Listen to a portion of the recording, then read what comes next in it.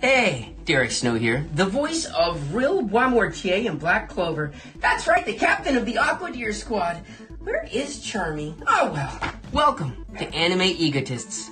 I think it's time for a little bit of picture magic. What do you say? Have fun, guys. And welcome back to the Anime Egotists, where people would not try to bring us back to the good side. No, we're pretty much minions to be killed off. Yeah, they don't even ask for our names or anything, but we're still gonna tell you. My name's Alex, and I'm gonna be honest. Some villains really make me question if living in anime is worth it. Yeah, that is very true. They can really mess up some stuff. And I'm Richard. Yeah. And we've talked about best villains, worst villains, villains who we wanted to turn good in the end.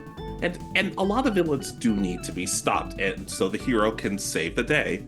But much like movies like Rocky, The Karate Kid, and others, the title character doesn't always... The villain doesn't always win in the end. Yeah. So today we kind of decided to talk about the villains that we feel should have won or should have had some more victories, I think, is kind of a good way to describe it. Exactly. Not every villain. There are some horrible, awful villains out there, but there are times where we start to think to ourselves, I feel really bad for these villains. Now, whether it's a case of they're sympathetic, their plan actually makes some sort of sense, or in some cases the heroes just aren't really all that likable, these are the villains we're rooting for. Exactly. Do you want to start us off? I would love to. Alright, so the first villain on my list, Raphael, Alistair, and Valen from Yu-Gi-Oh! Okay. Alright, Season 4 is a bit of a rough spot for some people, but these three guys always sort of felt like while they weren't on the right side of things, they were doing things to sort of as a revenge plot for Raphael lost his family, Valen lost the church and a couple of people he was associated with, and Alistair lost his little brother thanks to Kaiba Corp in some way. I don't know. I never felt like compared to the Big Bad, I never felt like these were the guys who I was supposed to be rooting against. I actually started to feel bad for them in certain parts because you could tell they had a messed up sense of justice in a way, but they still tried their best to be like, to fight for what they felt was right, rather than just being like, no, we're evil. Exactly. I can agree to these. I considered them for my list as well. Uh, They all seem to have that something bad happened to us, and we're not evil. We were manipulated by the wrong person who is making us do evil things. Exactly. Heck, even when Kaiba's about to beat Alistair, you could tell. Even Kaiba says, "I'm sorry for everything that's happened to you," and I don't think Kaiba's ever apologized to anyone in the however long he's been alive. Yeah, I mean, that's really kind of heavily against his character. He's very much I'm right, I know I'm right, and I will do it my way to fix it. Yeah, exactly. Well, like heck, I don't even necessarily. It's kind of a way. It's kind of conflicting for me because part of me thinks I kind of want them to win, but other times it just makes me think I kind of wish it had turned around for them and maybe they'd become like quasi allies to Yugi and his friend. And I don't know. They not while they did villainous things to some degree, they never felt that villainous, so I could never completely turn against them. So part of me was like, you know what? Let's give them a win or two. And when you think about it, a lot of Yu-Gi-Oh characters are kind of start out that way. I mean, Joey and Tristan were Yugi's bullies. If you read the manga or managed to watch season 0, um, then I mean, Mai cheated. They're still Rex and Weevil, but they're comedic. I don't know. They're comedic villains. They want to be part of the group, but just don't know how to ask to be friends. Yeah, exactly. Overall, they never felt like the most villainous people, and they do kind of fall into the realm of they're a little bit of a guilt. I feel like I like these characters more than most people do. So, Raphael, Alistair, Valid, maybe a win or two could have helped them look good. Exactly. So, I guess I'll do my Yu-Gi-Oh character that I picked out, and we kind of talked about him in this, and it's Seto Kaiba, but specifically kind of season one Seto Kaiba. Okay. Especially looking back on the God, what was the first the Duelist Kingdom arc, especially once you know that learn that him and Mokuba have been um, orphans, then his entire world is pretty much ripped up when Mokuba's kidnapped by Pegasus.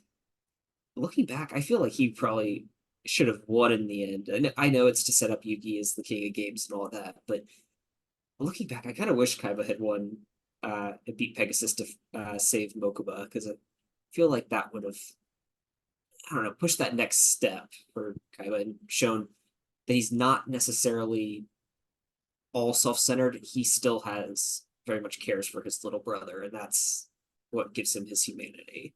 Heck, you could have had what's his name? You could have had Kaiba beat Pegasus and then still had Yugi face him in the finals. Like, hey, this is our rematch. I do kind of agree. As much as I don't want to, because Kaiba's kind of an ass at times, but at the same time, though, a win in this nature could have worked. Heck, I still think he should have beaten Noah Kaiba in that filler arc. Don't have Yugi do it for whatever reason. Exactly. There's a couple. I mean, that's another good place that Kaiba could have won. We could have gotten. I mean, we've talked about, I think, our dream matchup for the finals of Battle City being Joey managing to beat Kaiba to win the whole tournament. Yeah. But just I don't know. Oh, well, a lot of people might argue in the sense of is Kaiba really a villain? I'm like, season one, he kind of was. He was more villain than hero at that point. Yeah, I mean, he's introduced to pretty much be like, I mean, he beats Yugi's grandfather into having like a heart attack, then doing a children's card game, then proceeds to go to battle or to the Duelist Kingdom, where he threatens to kill himself if Yugi beats him, so that he can win and go into uh, the castle to face Pegasus for his brother's life. It's like, imagine if he straight up actually beat Yugi though in that fight, instead of having to threaten his own existence. Yeah, I do agree. Hey, and stuff like that, and it's stuff like this that makes me understand why the protagonist of Yu-Gi-Oh! Sevens is just like, man, this card game's gotten super violent. Let's just make it fun again. Yeah, yeah, I can see that. Yeah, full just little sidebar about that. I'm dangerously close to saying, you know what? Let's just skip. I'm gonna skip these next series and let me just get to sevens because sevens fascinates me. It's the first one that's completely changed the game. I mean, the others added a different form of summoning, it seemed like each time, but nothing else. I think they talk about maximum summoning, but I don't think anybody talks about maximum summon. Like I said, I don't know. That might be another sequel for another day. But yeah, I can co-sign with Kaiba. All right. So, what is your next one? All right, my next one, Victorine from Zatchbell. Okay. And in all seriousness, despite being one of the H. Momotos who's on Zophis' side, Victorine doesn't feel all that villainous. All he wants to do is sing, dance, and eat melon. So it gets to the point, and when the gang attacks him, and while he's singing and dancing, you're kind of thinking to yourself, huh, if they could switch him over to their side, then maybe that could work. But at the same time, I don't know. He just never felt like a villain I could fully hate. Like if he had won the become Momoto King, I don't think he would have had people fighting each other. I think it would have just been dance numbers all the time. But that's still better than what Zophis and other evil Momoto would have put them through. I don't know. I like to think of Victorine as being the that ending credit scene from the one American Dad episode where Oh my the god. dancer becomes it, and it's the most bloody king in history, and he's deposed within days. Oh my god, that would be horrible. Well, we can figure that out when we get to it. Then I don't know. Kiddo can be king, and he can say, "Hey, Doctor Riddles, I'm king now." I was like, wait, how? Oh, Victorine, that didn't last too long, so I'm in charge now. We had elections. We can't send anyone back until 10 years later, apparently, or whatever it is. However fast Moto seemed to age, I don't know, but you can understand what I mean. He just, like other villains, he's stupid, but at the same time, there's something about that just like I can't hate this guy, and a tiny part of me feels bad when he's getting attacked during his song and dance. Yeah, and there's I don't know. That's the one song that I I remember from season two. I know that there's a few times that people sing, but I specifically remember the Barry Melon song. So Uh, yeah. But overall, like I said, they even did an episode where they tried to do a Victory movie, and it was weird. it's probably very enjoyable. Yeah, yeah. But like I said, in all seriousness, he didn't feel like that much of he as powerful as he was and as commanding as he was. He never felt like that much of a malicious person. So, had he won, I would have been like, all right, sure, Yeah, I can co-sign it. I remember really enjoying Victorine. All right, so my next one. please. All right, so uh, I picked Katakuri from One Piece. I don't know whether he needs to fully beat um, Luffy, but he's one of Big Mom's sons and her sweet commanders and all that.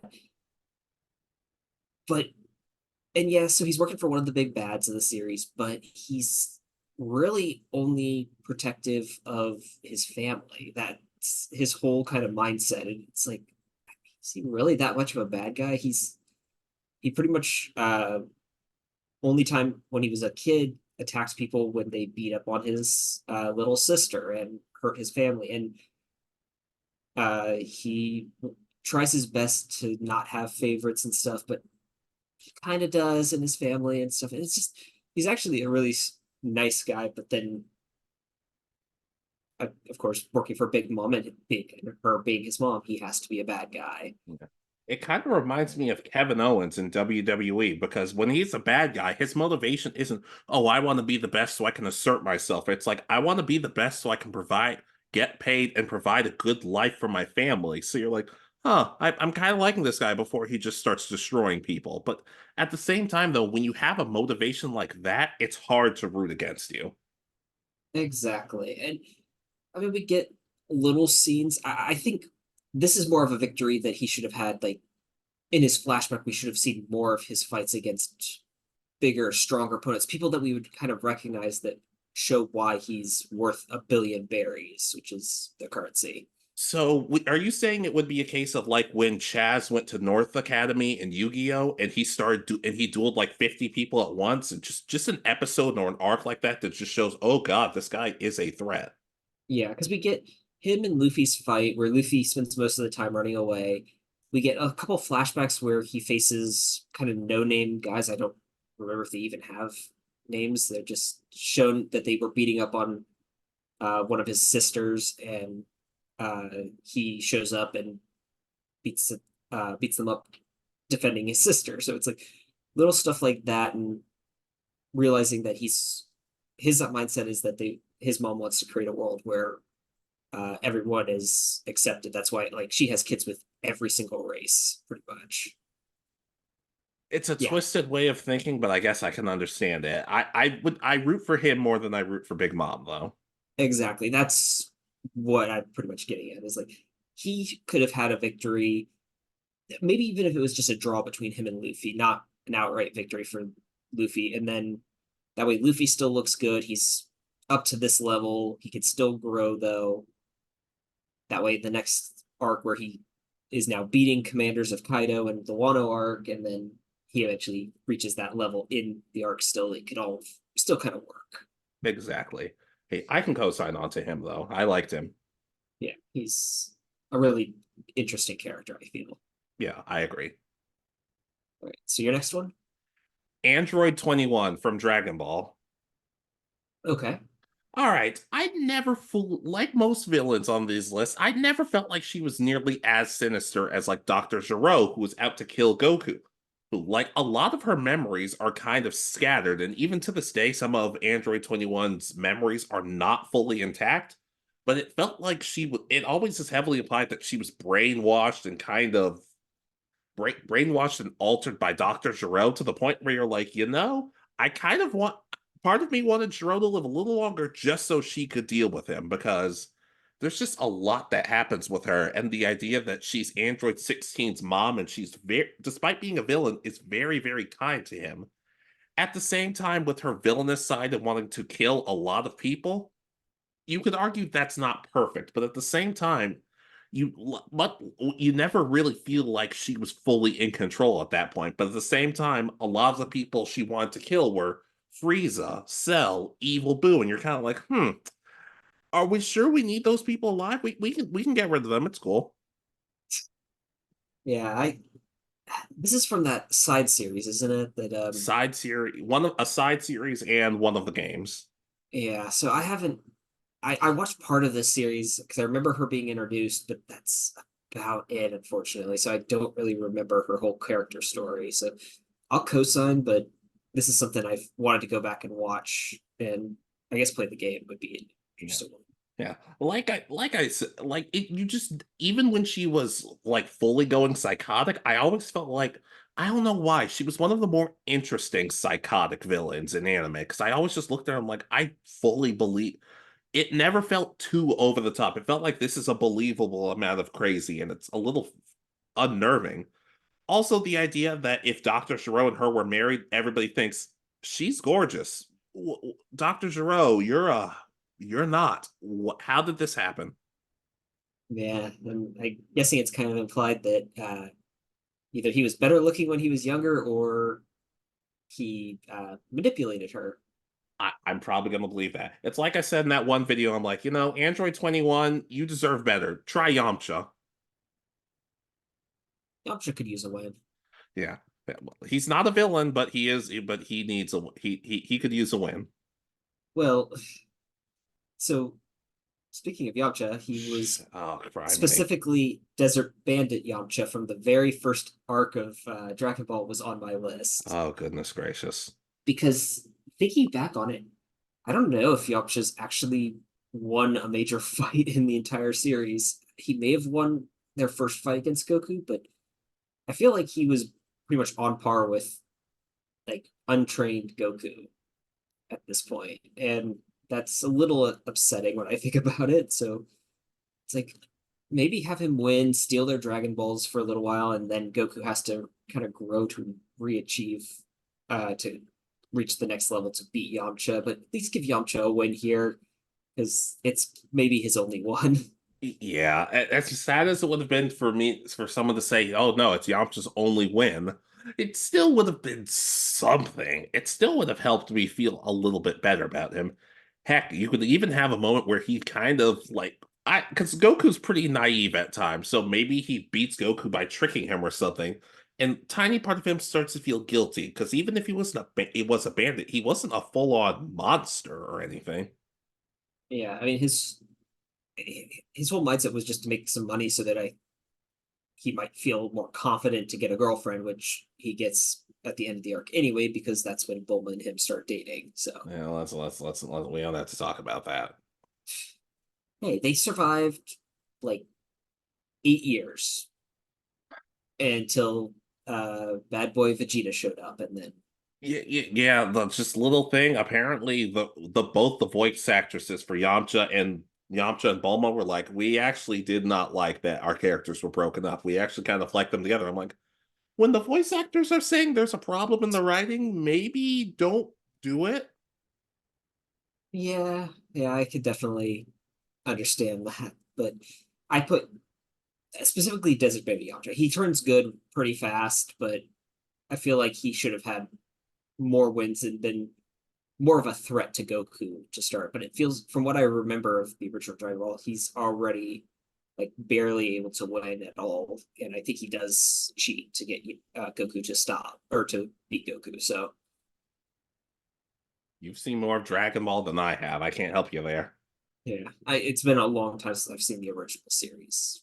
Does that one deserve a remake? Maybe. Who knows? We'll see. I don't feel like doing another remakes list. There are other lists I want to do. Yeah. So But yeah, I agree. Yamcha, or any era of Yamcha, honestly, I guess. yeah, since it's on this list for villains, he just needs a win because this is when he was a villain. Yeah, I can co-sign on to that. All right. So your next one. All right. It's your boy Guzma from Pokemon. Okay. All right, look, I've talked before about Pokemon Sun Moon the anime and how it really picked up for me personally when Guzma showed up. The episode he shows up might be my favorite episode in the series because he's showing up and he's serious about winning. He wants to prove himself because when he and Kukui were training together, he never felt like he was getting as strong. No matter what he did, he was never as strong or as recognized as Kukui. So whenever you see him, he's actually training. He's training his Pokemon. He's training his members of Team Skull. But he's not mean. He's tough, but he's fair. Here. And when you see the cast of the Alola gang kind of just sitting around and twiddling their thumbs in some aspects, and you see this villain who's busting their ass, working hard, it kind of makes you think, huh, who are we supposed to be rooting for in this case? The people sitting around and laughing and making jokes, or the person who's actually working hard to accomplish their dreams? Exactly. I've seen bits and pieces of his story besides the final tournament arc. And yeah, you always seem to find him working. Is he working for the right reasons? Probably not, but he's is actually working when in this series specifically, Ash doesn't train nearly as much as he used to, where he used to No. we're gonna train and get stronger while we're waiting for this. And they used to talk about it all the time when Ash was traveling. Yeah. And plus the person who nobody recognized, well, except for Kakui at times, the person who nobody recognized finally being recognized and pushing themselves to be better, to me, that is a lot more compelling. And once again, makes me go, are we sure we're following the right people here? Exactly. So I'll co-sign. I need to go back and watch the episodes that at least to have him in it in the second and third seasons of the Yeah. anime. I think the episode he shows up might have been where Team Rocket and Team Skull had a rap battle. I just, that might be awesome. I really, I I can't don't know how to feel. I've sat through it so many times I can't tell if it's awesome or horrible. It's kind of both. All right. So my next one. Go ahead. So this one's kind of similar, I feel, to your first one. It's the Cult of Zareth from Fairy Tale. Okay. And it's specifically the members Simon, Miliana, Wally, and Sho. These are Urza's friends from when she was a kid, and they got enslaved by the original Cult of Zareth, um, who was using them to build what they call the Tower of Heaven, which uh, their understanding is it's going to be able to bring back the Black Wizard Zareth. Who is in heaven? Uh, Probably not, but there's more to his character later. But It's like that South Park episode where they made the ladder to heaven to get Kenny back. specifically for the tickets that he had. Yeah, I that might be the real reason, but who knows? For them in Fairy Tale, but who knows? Yeah, but uh, these four are kind of. I'm trying to think of how to put it. They're again raised as slaves by this cult. Um, Urza leads the rebellion against them. They manage to fight their way free. Then Urza leaves because Jalal, one of the other hit slaves, has been kind of fully brainwashed and is pretty much wanting to continue the cult onward and continue building it. So he convinces the other four that they're been betrayed by Urza and left there, and they just you feel that they don't really want to be part of this, and that they were, uh, but they're just doing it because now this is where they've gotten their power. They've gotten control of their lives finally, and they get like their first win is kind of capturing Urza in the start of the arc, but after that, all four of them are pretty easily defeated in some way or another. And you see Miliano, I think, comes back once later on in the series for the Grand Magic Games because she's joined one of the other guilds, but the others just sort of disappear, and you don't get much of a story of them actually achieving anything or being free. And I guess maybe you don't need it, but it'd be nice to see them get something at the end. Yeah. It always feels weird when villains, instead of dying, they just sort of disappear, and you're like, oh, did they make their lives better? Are they back to being villains? What's going on? Oh no, they're just gone. Yeah, I mean, I think Wally and Show are seen in the audience rooting on Miliano in one scene, but other than that, I don't think they show up, and they're not part of that guild because the guild is, I think, all women, is what they mentioned. Yeah, guess I'm not joining that one. But I just put them on the list because they feel like they deserved more, or at least been able to put up more of a fight against the fairy tale members when they come to try to rescue Urza. Yeah, I get that. I can see that. It's always all the more interesting. Even after all that, it did sound like it's like they did want to support each other in a way. Yeah, they really did it. That's the whole reason that they weren't completely evil, but they were still villains to throughout that arc. Yeah, I can see how that would relate to Raphael and the others too. I can co-sign. So your next or your first honorable mention. All right, honorable mentions time. The General from Mr. Villain's Day Off. Okay, this is a new one. That is correct. Yeah, yeah. The General, or Warumono-san, I think that's his name. They almost never say his name, but he's this terrifying, destructive villain who wants to eradicate everyone on Earth just for the sake of his home planet and his comrades. The only problem, it's his day off, and he doesn't want to do anything, which, can you blame him? I cannot. No, but in all seriousness, while he does have moments of, I want to destroy the Earth, I want to eradicate all of humanity, there are times where when he's off the clock and like a child is missing at the zoo, he'll do his best to guide the kid back to his parents. Or if there's a friend, if there are two people who are about to leave and probably not see each other again, he'll do his best to like write a wish to, or a prayer saying, I hope they get to meet up again. And there's something about him that's also kind of comedic, because if you put a panda in front of him, he freezes up like, it's so adorable. When I eradicate all of humanity, the pandas get to live. It's just ridiculous stuff like that. And he's kind of a goofball, but he's also a nice guy. Who does his best to encourage and help people. It's just being a villain, I guess, pays a lot because he seems pretty well taken care of.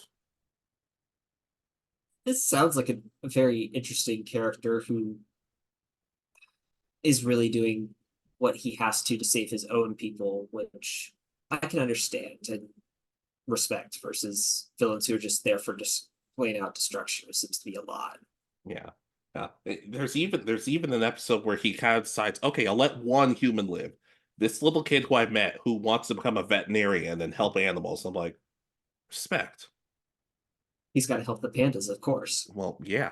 Yeah. And I'm like, I could see Richard doing the same thing. If Richard wanted to get rid of all of humanity and said, you know what, all the dogs get to live, I'd be like, yeah, I can see him saying that. It'd probably be for the best of the world. I probably wouldn't stop you, but the general, just like, there's something cool about it. He's a cool, kind of nice guy, but also kind of a dummy to the point where you're like, I kind of want to see him win. Yeah, it sounds like a nice, pretty much a nice guy that is doing, as I said, what he has to. So, what show is this again? I'm kind of interested now. Mr. Villain's Day Off. Mr. Villain's Day Off. Interesting. Is it It's on? it's on Crunchyroll. Admittedly, it has a little more of a slice of life feel than I was expecting, but at the same time, I'm like, oh, it's a little. It's not what I was expecting, but I'm still enjoying it. It's one I'm going to probably add to my list. All right, but my first honorable mention, Go ahead. So we've talked about them for a lot, which is why I've made them an honorable mention, and that's Team Rocket. They've they've won against like the other evil teams and stuff, but it feels like maybe that they actually. I know it's a you got to get back to the status quo at the end of every episode of Pokemon, pretty much, and so they can't have captured someone else's Pokemon and actually won the day. But it feels like maybe they should have at some point. They stole Gloom's Toxin in the first season. But it just they I never know. really win. And it's like whether it's them or Butch and Cassidy or whoever, giving Team Rocket an actual chance to win, and even if it's like maybe even a new story or something, but or if we got a bit more of them, because apparently in episode like 3 when they get to Viridian City, they've got wanted posters for Jesse James and Meowth. And it's like, okay, so they were successful at some point being villains stealing Pokemon. So I'd be kind of interested to see like an episode or two series that just tells like what they were did it to actually get this wanted poster. Yeah, I'm not gonna lie. There were times as a kid where as messed up as it sounds, there were times as a kid where I was sad when Pikachu would always go back to Ash. I'm like, no, I kind of want Team Rocket to win this one. I'm not gonna lie. It's like, but that's Ash's best friend. I'm like, and Yeah. And I mean, again, it's being a kids show. I don't necessarily expect them to beat Ash, but maybe have them have sent some of the Pokemon to um, headquarters before they Ash and the team are able to stop them. And it's like, okay, well, maybe they'll get them back in a later episode, or maybe these Pokemon are now members of Team Rocket, and that's the unfortunate truth. I'm still convinced Giovanni's just a giant man child, so who just loves Pokemon and is very happy. Like in a sense, I could see that. At the same time, though, it would also because it's one of the things I remember from that Ralts episode where Max tries to help the Ralts, and it's such a great, fantastic episode. But the problem is, it's like, hey, Max, you go on ahead. We'll take care of Team Rocket. And it takes them seemingly forever to do it. I'm like, what the hell is taking them so long? Does it usually take like one Thunderbolt and we're gone?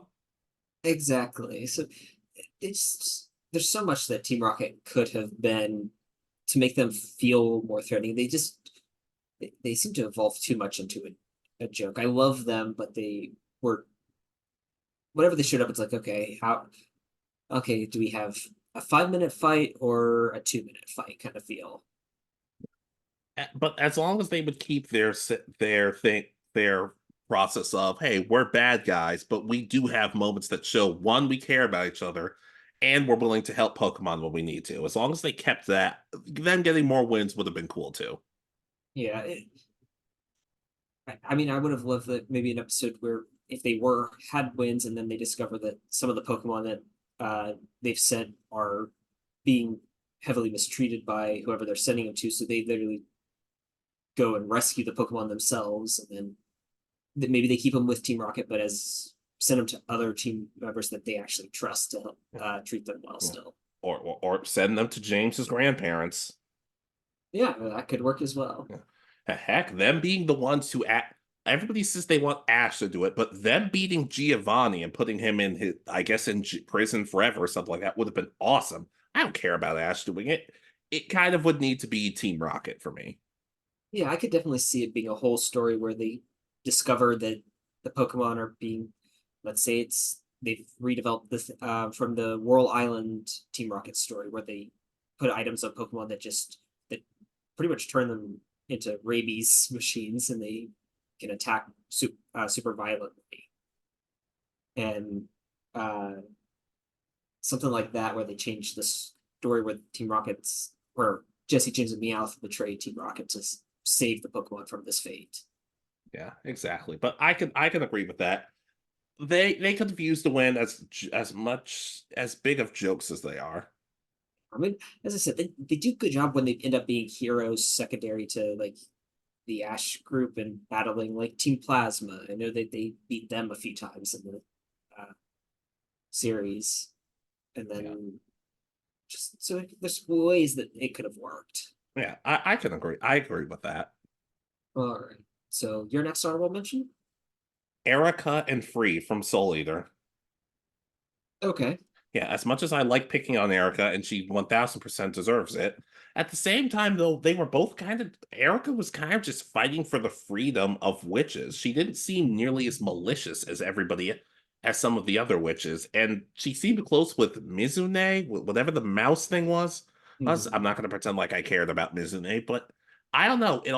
I always kind of rooted for her to kind of stand up to Medusa or have a hand in defeating Medusa because it never really felt like it felt like she was no match for Medusa. And I do feel like her friendship with Free kind of would have become Free in a perfect world standing with Erica against Medusa, even if he was loyal to Medusa for freeing him, but at the same time, I don't know. Part of me was if this series lasted a little bit longer and Erica had found a way to not turning good necessarily, but stand up to Medusa and just find a way to help witches overall, wouldn't have turned her into a good guy, but at the same time, you might have thought to yourself, well, she did what she did to protect people and she was good at it. I think that could have been really compelling. Yeah, it really could have. Thinking on it, I would have liked to see the shock on like Medusa's face when Erica is like, since you told me that you put what was it, like 100 snakes in my body, I've been working on a counter spell to remove them, and I just finished it, and managing to uh, like it literally destroys the snake in her body and allows her to fight freely against Medusa. Yeah. And as for Free, he just seemed like he was just happy to be free. And like I said, I just feel like he would have sided with her, and it would have been a good sign of their friendship. Yeah, he felt like he was supposed to be playing more of a role, but then when they got through the awakening, I forgot what his name is, the big bad. Ashura. Yeah, when they got through all of that, then he kind of he kind of fell off. He was there for a couple lines here and there, but he wasn't a bad guy that much anymore. He was just kind of I'm along for the ride kind of thing. It felt like everybody was kind of under Medusa's thumb, and they were all like, "Yeah, we're not actually bad people, but we're all just scared of Medusa." And I'm like, I can't blame you in all honesty. Exactly. So I can co-sign on to both of them. I think Yeah, but overall, to close out, Erica and Free. Erica could have found a way to stand up for herself and get a win, but also it's Erica, so she can also piss off. So I don't care. yeah. So my next honorable mention. So I put Sukasa from Dr. Stone. I've talked about him a few times before.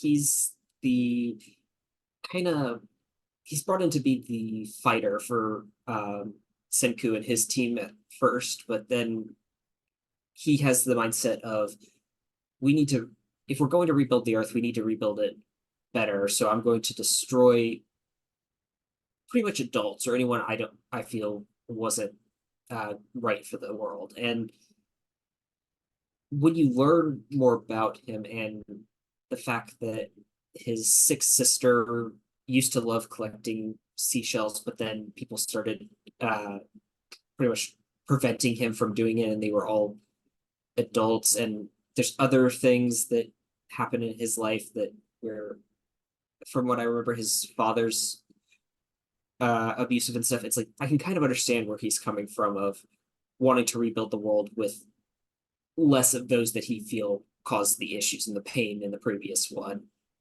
Is he necessarily right? And is he right about everybody? No. But I feel like he could have used some more wins to gain maybe more support, that maybe one or two of the villagers that Senku recruits could have thought, I've seen what some people who are too set in their ways can do here. We need to and join their side instead, and that way it'd be more interesting because Senku's able to recruit some of his guys, so why can't he recruit some of Senku's guys, kind of thing. Yeah, really, it from the sounds of it, it really could have made the story that much more interesting. Like, there's an opposing group of people, and it's like it's not that they're necessarily they're doing bad things necessarily, but you don't want to like kill all of them because you kind of think to yourself maybe they can be brought back or you understand what they're going through. Yeah, and again, it's not too much of a spoiler because we're getting ready for season 3, part 2 coming out later this year. But uh, he does kind of have some redemption story arc. I'm interested to see how it goes on because of where we are in this series right now. But uh, yeah, again, he's the villain for the first part because his ideal world is different from what Senku, who is the main protagonist, is trying to rebuild. It doesn't necessarily make him evil, it just means that he's got a different view of better. Yeah. Yeah. I can definitely understand and sympathize to an extent. So maybe a win could have made the story that much more compelling. Yeah, because the only win I can really think that he has is in like episode 5 when Senku's fleeing him. He manages to technically gravely injure Senku, but he hits Senku in a place that he's still partially petrified and uh, allowing Senku to survive. So that's literally the whole reason Senku uh, that's the only major victory I have for Tsukasa. That is unfortunate. Yeah, and especially because he's supposed to be like the strongest person on Earth, and he's already like the best high school fighter in the world. That is even sadder. So your next honorable mention? All right, my last honorable mention, Shimakawa from Beelzebub. Okay. While more of a comedic villain than anything, this guy kind of never really felt all that powerful. Well, to the like, he starts off as a very kind of lecherous, kind of scummy villain, but as the series progresses and everybody gets stronger, and he kind of keeps getting beaten up and dropped on his head, you kind of start to feel a little bad for the guy because it's like, at this point, he's fighting a losing battle. And while I don't need him to be the savior of the whole arc, but maybe just like one filler episode, maybe he even stands up for somebody without the sense of the reward. Because while he's not a horrible person, there are times where I'm like, huh, I would punch him too at this point. But like I said, when everybody else keeps getting stronger and he's just the villain who everybody picks on, you feel a little bad for the guy. Yeah, I can kind of see that being the way. Oh god, that would be like that kind of feels like the Pilaf gang has been portrayed in Dragon Ball, where they won finally, but they're kids now because so they're weaker than everybody again. Yeah. Or maybe his big victory isn't that. Maybe it's just spelling his catchphrase right because he can't even spell his own catchphrase apparently. Okay, His catchphrase is literally good night. and he can't spell good night. He Okay, spells night NAIT. N-A-I-T. Yep. Night. Yeah, It. like I said, maybe I might have to backtrack on what I said about saving somebody. Maybe his victory is just spelling his damn catchphrase. Because look, I don't think I would learn the most at the school in Beelzebub, but at the same time, I think I would know how to spell my own catchphrase. I don't know. That's quite possible, but technically, if we were to go to Britain, we wouldn't be able to spell correctly either. So, Yeah, but I feel like he's been in this. He's a senior, and he's still. I don't get it. But Shimakawa, maybe he could finally learn his how to spell his catchphrase, and he could finally tell somebody properly good night. like, does he when he says his catchphrase, does he spell it out every time? Is that why? No, it's just a spelling test that they were taking, and he couldn't. And he was also some graffiti, and he couldn't even spell it right. Also, he says good night when it's morning, and it confuses people. Yeah, no, I can understand that. It's been a minute since I've talked about Beelzebub. I do kind of miss seeing him. I'm not gonna lie. To answer the morning thing, he may work night shifts, so that might be why. Who Because would I do hire that. him? Mm, I I don't know. I really don't know. But yeah, that's all I have for this idiot. All right. So my last honorable mention. Okay. So this is more because I really don't remember them doing too much, and it's Zima and Dita from Showbiz. They're the Thought about gov putting them. they're the government agent or other organization persicoms that are there to prevent or force chi. It's I'm still confused on the whole situation on what they were doing. I rewatch Chobits every year since I first started watching it, and even I don't fully have an answer. So giving them something where they actually win, like maybe if there were other like I guess security or soldier combat persicoms that they had to go stop because they were either running wild or developing sentience or something, uh, and that's what they're for. And getting to see what these two can actually do, because I know they're hunting Chi, and they find her after she's done her thing, and then she resurrects, and then they just leave her. That's it. Well, to be fair, one of them was kind of revealed to be like, I want to see what happens when all Persicoms have human emotions. So he was a sort of a double agent. Heck, I'd actually like if they found other Persicoms from the Chobit series and did what they were trying to do to Chi, and maybe at some point one of them he slowly starts to realize, huh, this doesn't feel right. Like emotions can be beautiful at points, so maybe he even tries one of them even tries to convince the other, and that's in the end when he's like, "No, I want to see Chi go through this." I don't know. Oh, it could have led to more victories over different Persicoms of the Chilbert series, but I do get what you mean. Yeah, it's just I don't know. It would probably help to explain what they were really there for, what their overall goals were, because as I said, it's all kind of confusing because they don't really do that much talking about it.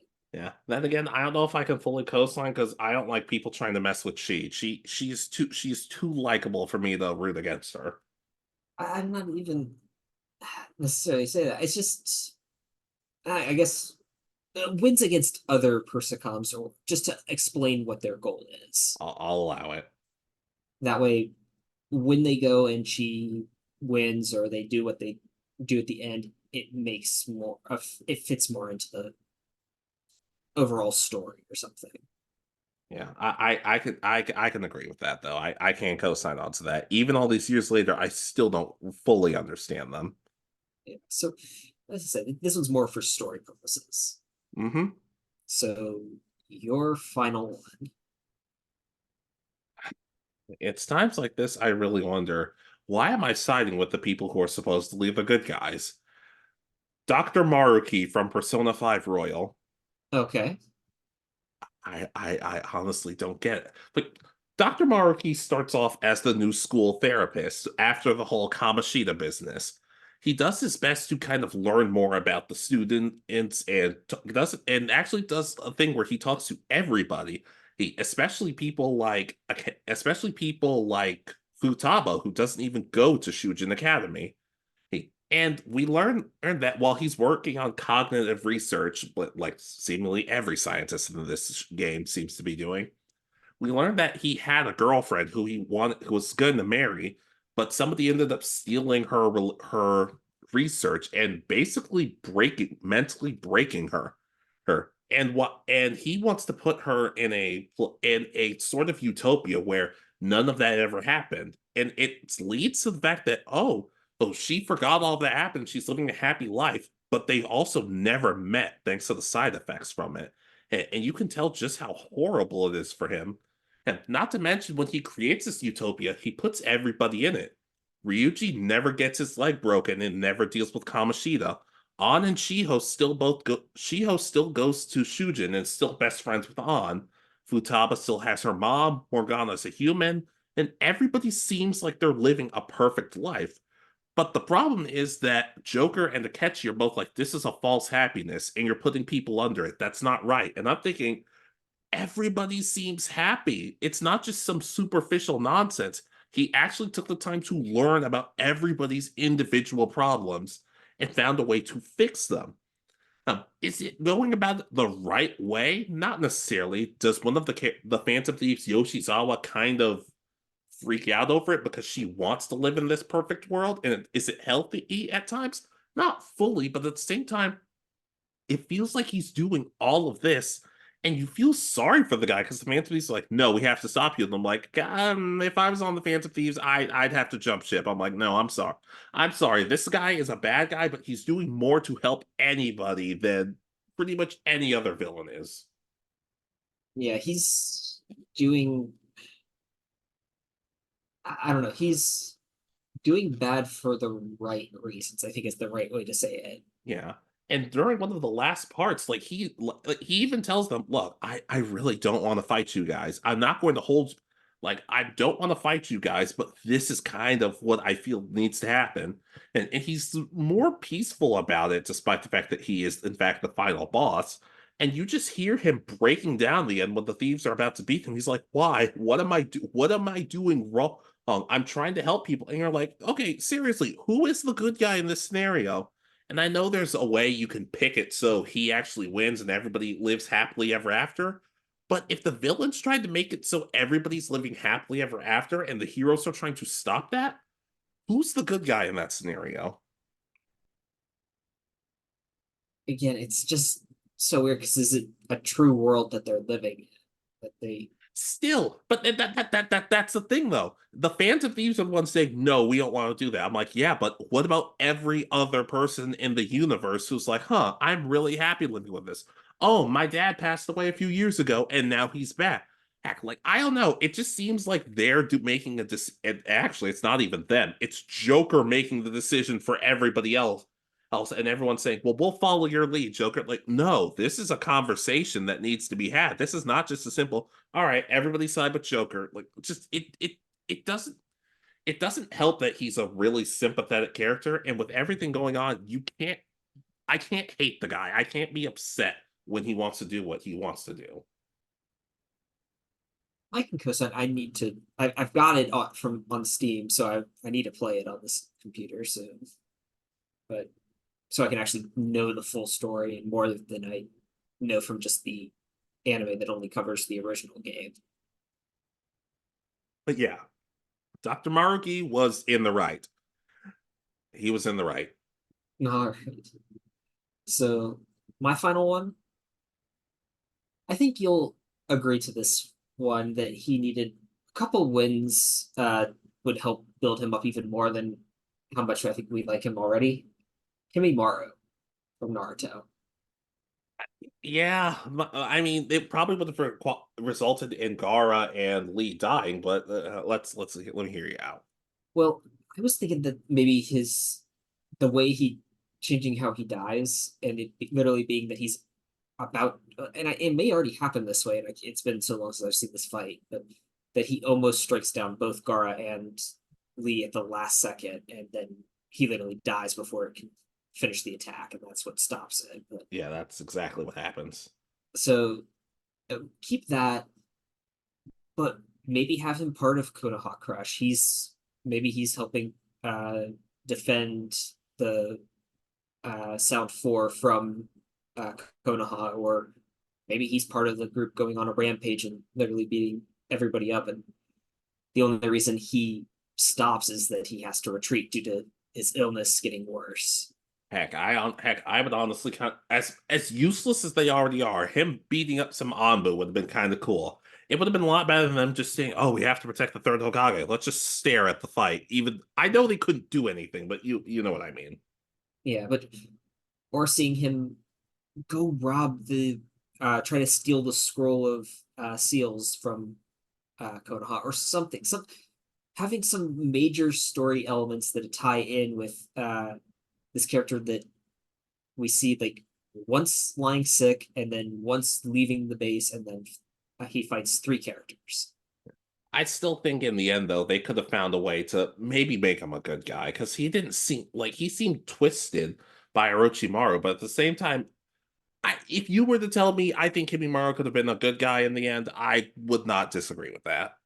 Yeah, it would have been interesting had maybe he passes out from his injuries and is recovered with uh the everybody by the leaf, and then Tsunade hasn't been present but is treating him.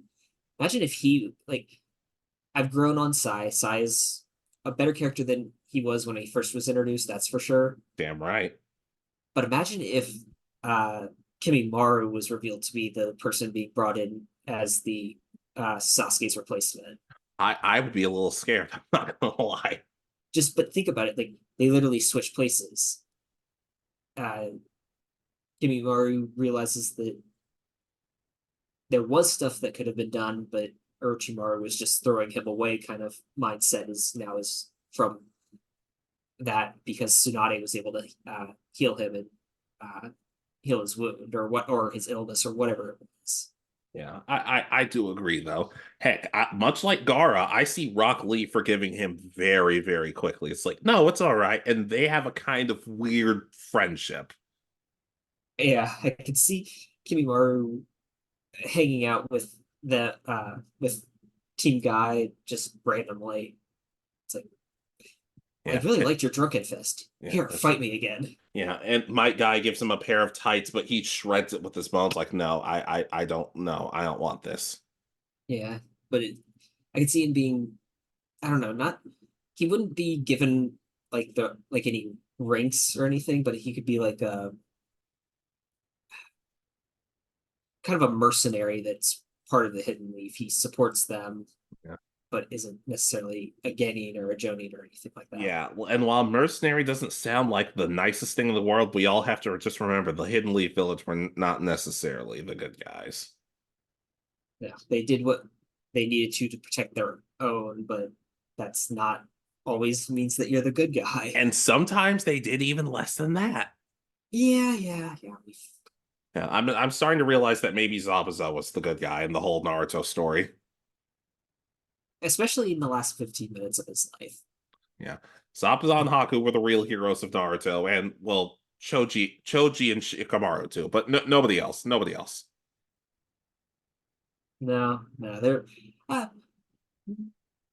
maybe Minato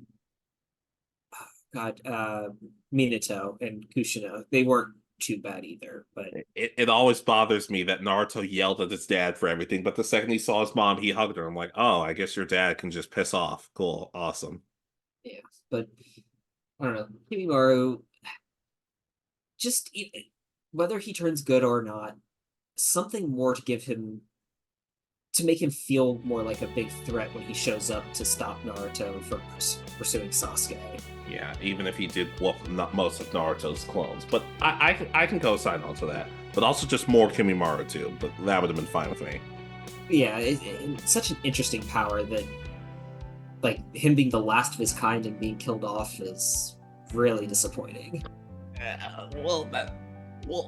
have a point for that, but I'll save it for another video. No, All right, but are we ready to close out? I believe so. All right, so, ladies, gentlemen, and others, who are some anime villains that you were rooting for? Whether it's a one-time victory, a victory that changes the entire series, or just a villain who you just kind of feel sorry for. Yeah, and do you agree or disagree with any of our picks? Do you say that villain didn't deserve any more wins? Yeah. Yeah, and we know that some of these villains are pretty bad people, but some of them do nice things. Now, there are also some villains there who should never have received their redemption, but that's another thing. But just let us know, please. Yep. But anyways, be sure to like, comment, subscribe, and all that other nonsense, and we will see you guys next time. This has been Alex. And Richard. And you have been listening to Anime Egotists. Good night, and peace easy. And yes, I can actually spell that.